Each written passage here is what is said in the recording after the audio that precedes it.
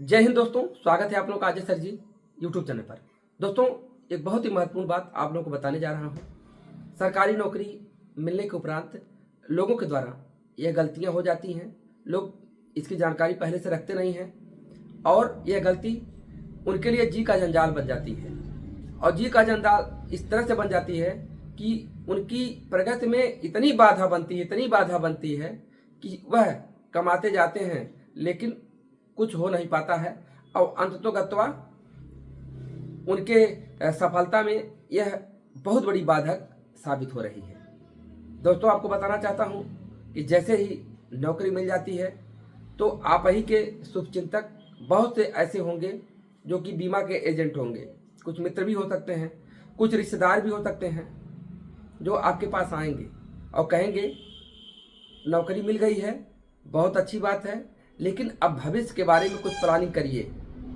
आपसे कहेंगे भविष्य के बारे में कुछ प्लानिंग करिए और कोई बीमा करा लीजिए। अब उसमें वह आपको 10 लाख की पॉलिसी, 5 लाख की पॉलिसी, ऐसे ही बड़ी पॉलिसी आपको बेचेंगे और जिसका आपको बहुत बड़ा प्रीमियम भी देना होगा साल का। और वह पॉलिसी 20 साल की होगी, 21 साल की होगी, 25 साल की होगी। ऐसे लंबे समय के लिए वो पॉलिसी करते हैं। अब आपको 50,000 लाख रुपए साल का उस पॉलिसी में देना होता है। बेनिफिट के बारे में वो आपसे कहते हैं कि अगर कहीं कोई घटना घट गई तो जो नामिनी होगा उसको इतना रुपया मिलेगा। अब आपको बताना चाहता हूं कि यही छोटी सी गलती आपको बहुत बड़े गर्त में लेकर के जाएगी। जीवन में आप कुछ कर नहीं पाएंगे। अभी मैं जो बताऊंगा उसको आप लोग अगर पालन करते हैं तो भविष्य में काफ़ी प्रगति आप करेंगे। अब जैसे आपको बता दूं कि 10 लाख की पॉलिसी है और 10 लाख की पॉलिसी में आपको कम से कम 50,000 से ऊपर का प्रीमियम साल का देना होगा। बात समझिएगा, साल का आपको प्रीमियम देना होगा। अगर कहीं कोई घटना घटती है तो आपका 10 लाख का के ऊपर जो भी चीज़ें हैं उनका जो प्लान है उसमें लगा करके आपको पैसा जो भी नामनी होगा उसको मिल जाएगा। मैक्सिमम समझ लीजिए कि हो सकता है दूना मिल जाए। बात समझिएगा। लेकिन आपको बताना चाहता हूँ कि 50,000 रुपये अगर आप साल का खर्च करते हैं और यदि वो पॉलिसी पूरी हो जाती है, कहीं कोई घटना नहीं घटती है, तो आपको उसी में से थोड़ा सा बढ़ करके मिलेगा। अर्थात जब पॉलिसी पूरी होगी तो जो पैसा आपको मिलेगा उस समय महंगाई के सापेक्ष बहुत ही नगण्य पैसा होगा, उससे आप कुछ कर नहीं पाएंगे। तो करना यह है कि आपको इस बीमा में नहीं पड़ना है। आपको अगर बीमा ही करवाना है तो टर्म प्लान वाला बीमा करवाइएगा। टर्म प्लान का जो बीमा होता है वह कोई रिटर्न आपको नहीं देता है, लेकिन वह एक साल का आपको प्रीमियम देना होगा। और उसका यह फ़ायदा है कि बहुत बड़े बीमा, अर्थात अगर 50 लाख का बीमा अगर आप लेते हैं तो आपका प्रीमियम 5,000 6,000 साल का आएगा। मैं 30 लाख का प्रीमियम टर्म प्लान वाला चलाता हूं और मुझे 7,800 ऐसे ही प्रीमियम मुझे देना पड़ता है। ये उम्र पे डिपेंड करता है। जिसकी उम्र कम है, 20 साल, 21 साल, 25 साल, समझ रहे हैं, उनको और भी कम प्रीमियम देना पड़ता है। अब आपको बता दूं, जैसे 1 साल का आपने मान लीजिए 5,000 दिया, मान लीजिए 5,000 आपने दे दिया टर्म प्लान में। अब आपका रिस्क कवर 50 लाख का हो गया। अगर घटना घट जाती है तो जो नामिनी होगा उसको 50 लाख रुपये मिल जाएगा। अगर घटना नहीं घटती है तो 5,000 आपका लेस हो जाएगा। अब बात समझिएगा, 5,000 यहाँ लेस हो जाए, कुछ नहीं मिले, वो सही है, लेकिन आप साल का 50,000 जो देते हैं, बात आप समझिए, वह आपके प्रगति में बाधक साबित होगा। और 50,000 आप साल का देंगे, आपको 10 लाख का रिस्क कवर मिलेगा।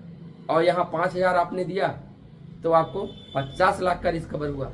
वहाँ आपको रिटर्न मिलेगा, यहाँ आपको रिटर्न नहीं मिलेगा, लेकिन वहाँ रिटर्न के चक्कर में आप काफ़ी मोटा रकम अपना वहाँ दे देंगे और जब रिटर्न मिलेगा तो वह इतना नगण्य के बराबर होगा। अभी आपको देखने में लगेगा चलो 10 लाख का 20 साल बाद हमको 20 लाख मिल जाएगा, आपको लगेगा दूना हो जाएगा। लेकिन 20 साल बाद जब 10 लाख का जो 20 मिलेगा तो उसकी वैल्यू बहुत ही नगण्य होगी, क्योंकि 20 साल बाद महंगाई कहाँ तक पहुँच जाएगी ये आप आज नहीं सोच पाएंगे। तो आपको पैसे का क्या करना है, आपको रिस्क कवर के लिए आपको टर्म प्लान मान लीजिए 20 लाख का ले लेंगे, 10 लाख का ले लीजिए और कम ही लगेगा आपको, 1000, 1200, 1500, मैं नहीं कह रहा हूँ 50 लाख का लीजिए, जितने का उसमें ले रहे थे उतने का लीजिए। आप 10 लाख का ले लीजिए, 15 लाख का टर्म प्लान ले लीजिए, आपको 1000, 1500 रुपये खर्च करने पे बढ़िया एक टर्म प्लान हो जाएगा।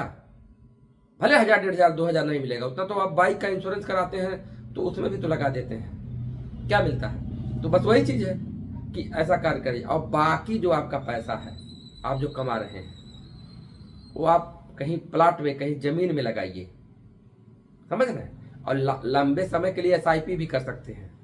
लंबे समय के लिए आप जिस बैंक में खाता होगा देखिएगा वो भी SIP वहाँ से भी होता है।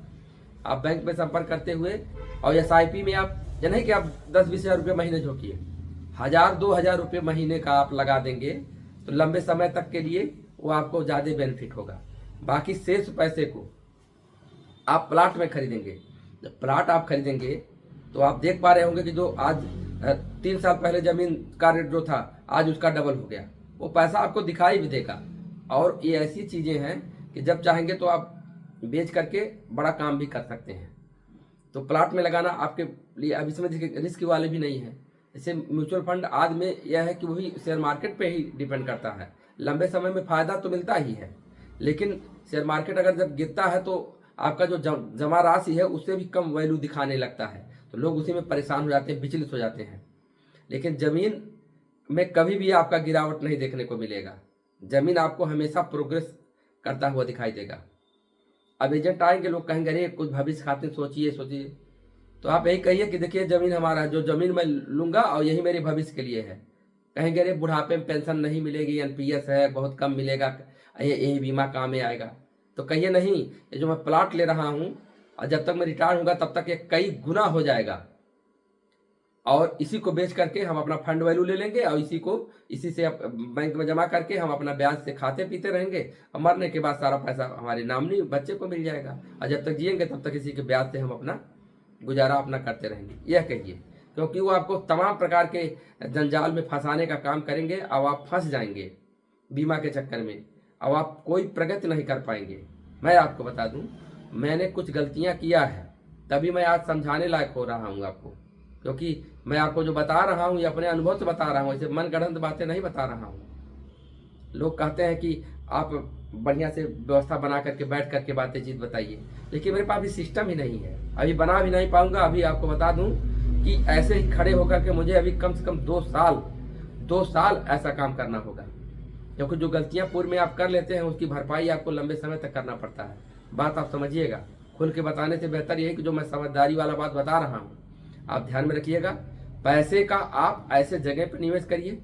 देखिए बहुत लोग कहते हैं PPF अकाउंट भी ठीक है, 15 साल का अकाउंट होता है, उसमें भी अच्छा ब्याज मिलता है।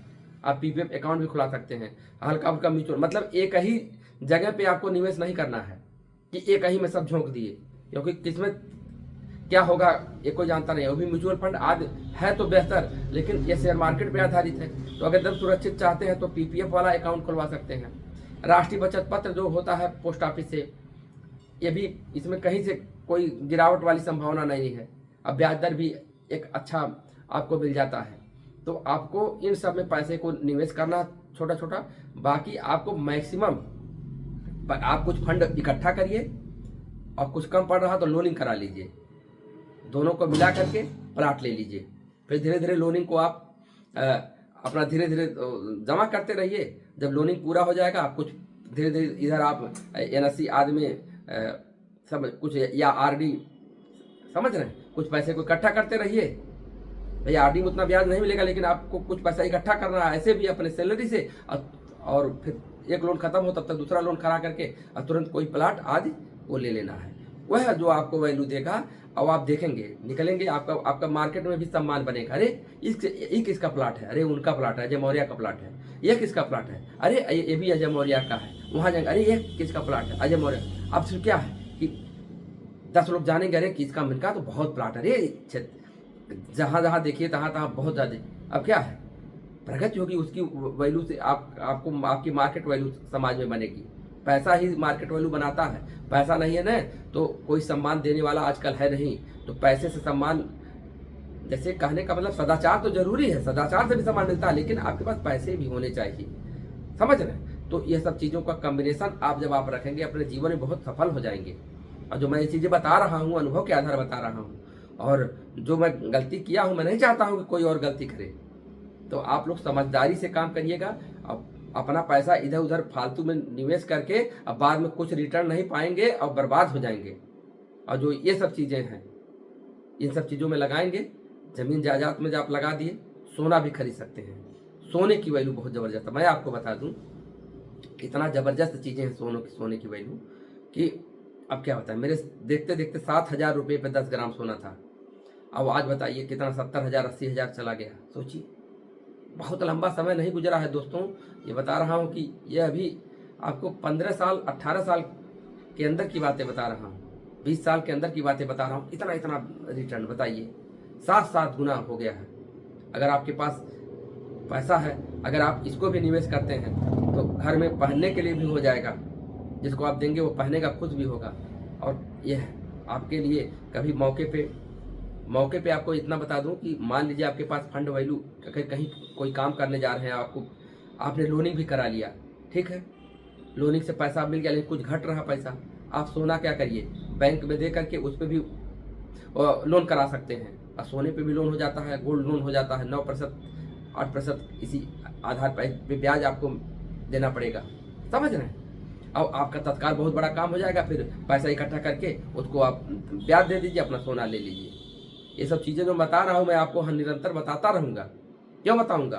क्योंकि आप गलतियाँ करने वाले हैं और गलतियाँ न करिए, जीवन में आगे बढ़िए, खुश रहिए। धन्यवाद।